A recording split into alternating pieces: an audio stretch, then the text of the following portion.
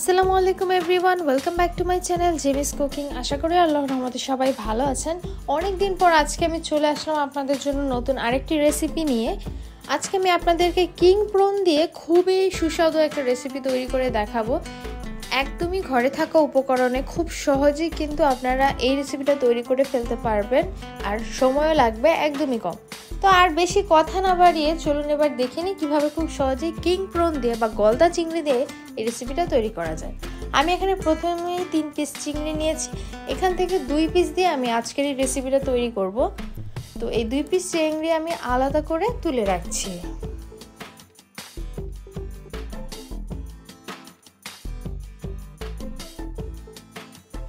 এখন এর মধ্যে আমি দিয়ে দিচ্ছি 1/4 চা চামচ হলুদের গুঁড়া, আর দিয়ে দিচ্ছি সামান্য লবণ। লবণটা আপনারা টেস্ট অনুযায়ী বুঝে দিবেন। এরপরে একটু ভালোভাবে লবণ আর হলুদ দিয়ে মাছটাকে মেখে নিব।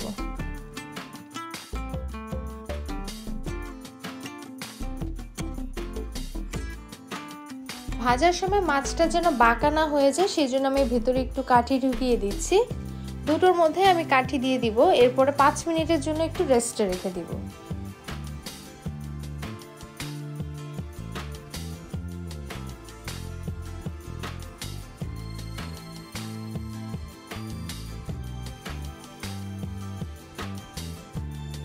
এবার আমি চুলাতে একটি প্যান বসিয়ে এর মধ্যে 3 টেবিল চামচ তেল দিয়ে দিচ্ছি।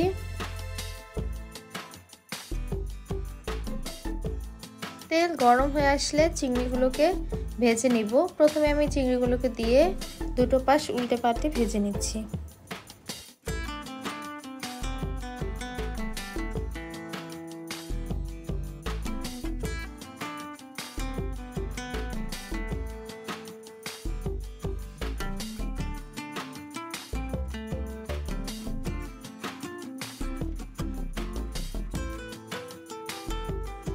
চিংড়িগুলোর দুটো পাশ উল্টে পাল্টে হালকা করে ভেজে নেওয়া হয়ে গেছে।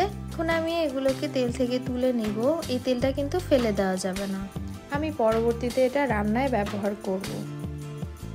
এবারে আরেকটি প্যানে আমি 2 টেবিল চামচ তেল দিয়ে দিচ্ছি। তেলের মধ্যে এখন দিয়ে দিব পেঁয়াজ কুচি 1/3 কাপ। এখানে 3 থেকে 4টা পেঁয়াজ কুচি করে দিলেই হবে। পেঁয়াজ কুচিটাকে একটু নেড়ে চেড়ে ভেজে নিতে হবে।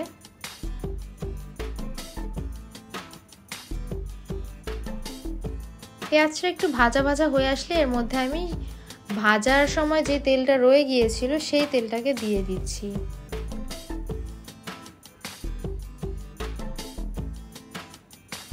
এখন এর মধ্যে দিব 1/2 চা চামচ রসুন বাটা, 1 চা চামচ পেঁয়াজ বাটা, 1/2 চা চামচ হলুদের গুঁড়া, 1 চা চামচ লাল মরিচের গুঁড়া। ঝাল কম খেলে মরিচের গুঁড়াটা একটু কমিয়ে দিবেন। এরপরে দিচ্ছি সামান্য একটু পানি। এই পানিটা দিলে মশলাটা পুড়ে যাবে না। এখন লবণ দিয়ে দিচ্ছি প্রায় 1/2 চা চামচের কাছাকাছি। আপনারা লবণটা আপনাদের টেস্ট অনুযায়ী দিবেন। 2 চা চামচ দিয়ে দিচ্ছি টমেটো পেস্ট।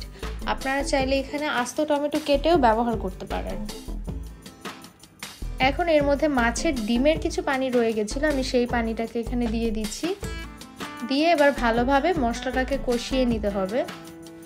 2-3 মিনিট যাবত মশলাটাকে কষানোর পর দেখতেই পাচ্ছেন তেল ভেসে উঠেছে। এখন আমি দিলাম 1 কাপ পানি।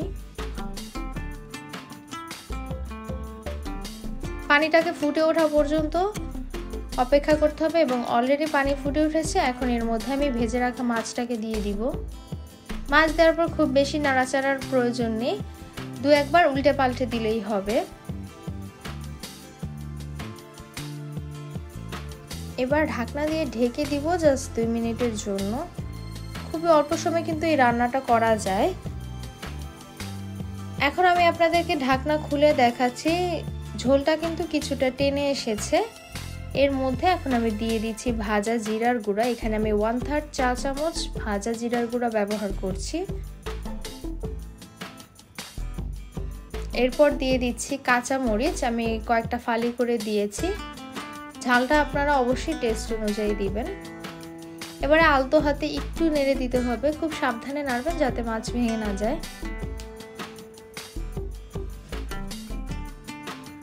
এখন এর উপরে দিয়ে দিচ্ছি ধনেপাতা কুচি। ধনেপাতা কুচি দেওয়া হয়ে গেলে চুলা বন্ধ করে ঢাকনা দিয়ে ঢেকে দিলেই কিন্তু পুরোপুরি তৈরি হয়ে যাবে। এবার ঢাকনা দিয়ে ঢেকে আমি চুলাটাকে বন্ধ করে দিচ্ছি। তৈরি হয়ে গেল চিংড়ি মাছের এই স্পেশাল রেসিপিটা। আশা করি খুবই সিম্পলভাবে আমি আপনাদেরকে দেখিয়েছি আর আপনাদের কাছেও খুব ভালো লেগেছে। আপনারা অবশ্যই বাসায় ট্রাই করবেন, আপনাদের কাছে খুবই ভালো লাগবে। আজকে এই পর্যন্তই। সবাই অনেক ভালো থাকুন, সুস্থ থাকুন। পরবর্তী নতুন ভিডিও আসা পর্যন্ত আল্লাহ হাফেজ।